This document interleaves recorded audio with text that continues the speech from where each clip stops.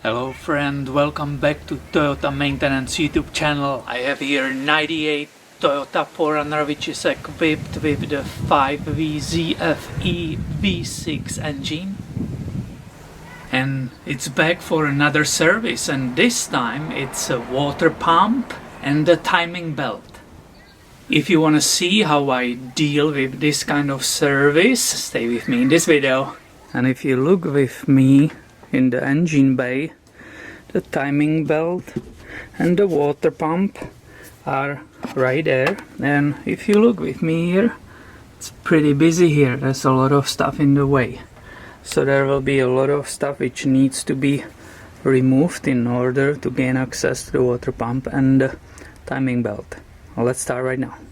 And there is always a bunch of spills, so my first step is definitely removing the skid plate. To do so, I have to remove 7 12mm bolts.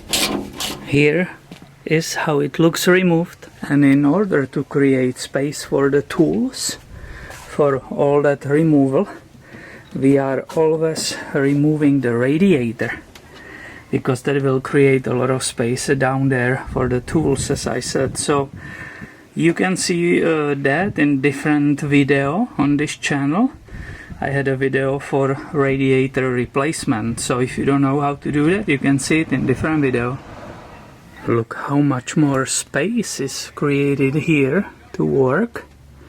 I will explain later why I removed the radiator. And I will continue with removing this fan assembly. There are 4 bolts holding it right here. There are 12mm bolts, and it's easy to loosen them when there is still tension on the belts. After removing those 4 nuts, it's easy to remove the whole fan assembly. The next step is to loosen tension on the belts, all 3 of them. And how that's done you can see also in my different video, which was about replacing those 3 belts. So if you have any questions, you can check that video out. I will continue with removing those 6 10mm bolts. One of them is down there and one of them is down there. And I should be able to remove this top cover. Voila! That gives us a good view of the timing belt, the cams, and right there is the reason for that water pump. You can see that seepage which is coming out there. I will continue with removing this fan bracket. There will be 4 bolts. 1, 2, 3 and 4. After that I should be able to remove that fan bracket nicely out. And it looks, that's the reality. Perfect. And that gives us better view of that problem and why we are replacing that water pump. Look at that. And I just use my large ratchet with the 19mm socket. I was turning the engine clockwise to get it in the number 1 cylinder top dead center. So these marks are matching. Also here I'm on the 0. You can see it here, and when I will remove these covers I will also confirm it down there on the bottom sprocket. Now I need to remove this main crankshaft pulley, which is held by this 19mm bolt. For that I will use my impact wrench right there. And that's why you remove the radiator, because you need to create space for that impact wrench to remove that main bolt. The bolt is coming out, and we will see if I can remove that harmonic balancer by the hand or I will need a puller.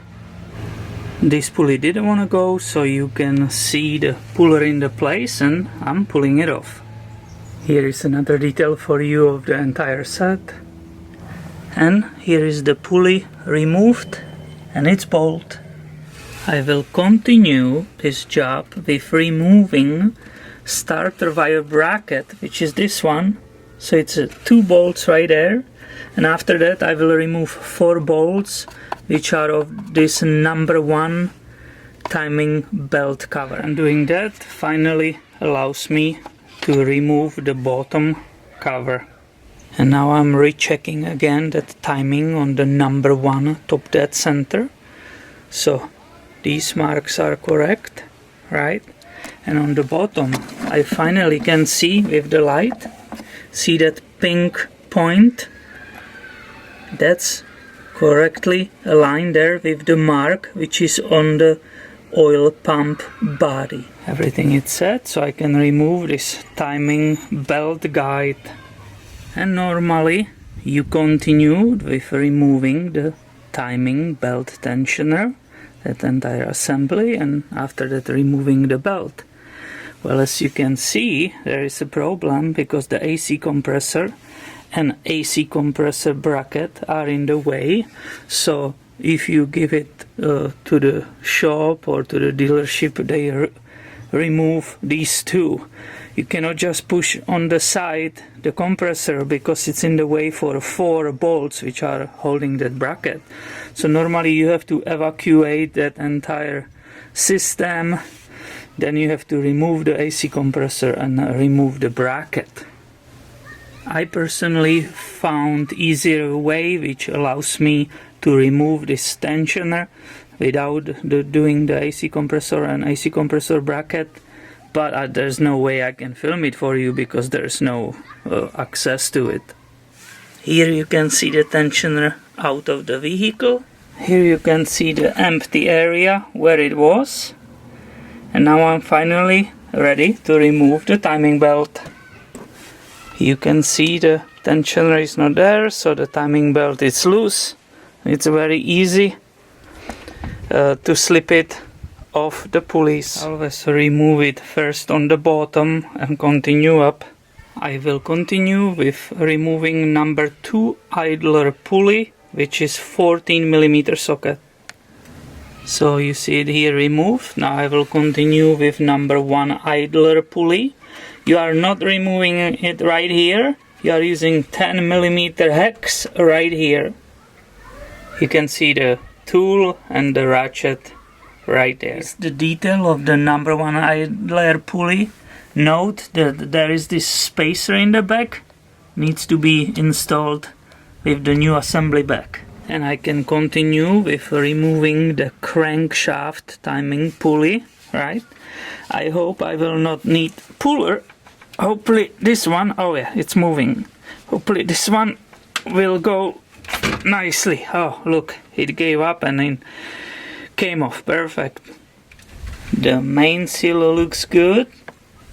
It might be recent, I'm not sure, it's definitely not leaking, but I will be replacing it anyway because I don't know how old it is. Main reason for this service was the water pump, so let's continue with that.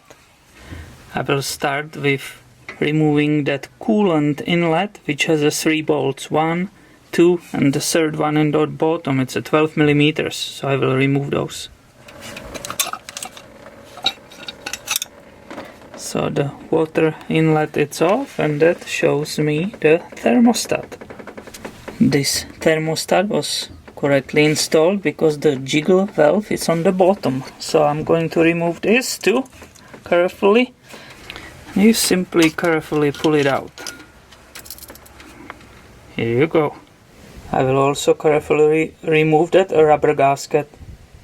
Using pliers I will disconnect here that clamp and disconnect this oil cooler hose. And I will continue with removing all these bolts which are holding the water pump. I removed 7 bolts. Now I will use the rubber mallet, hit it carefully and remove the water pump. It took only few careful hits and it separated. And now I see the oil dipstick, it's in the way right here. I will lose this bolt and that lets me to move the dipstick on the side enough to be able to remove the water pump.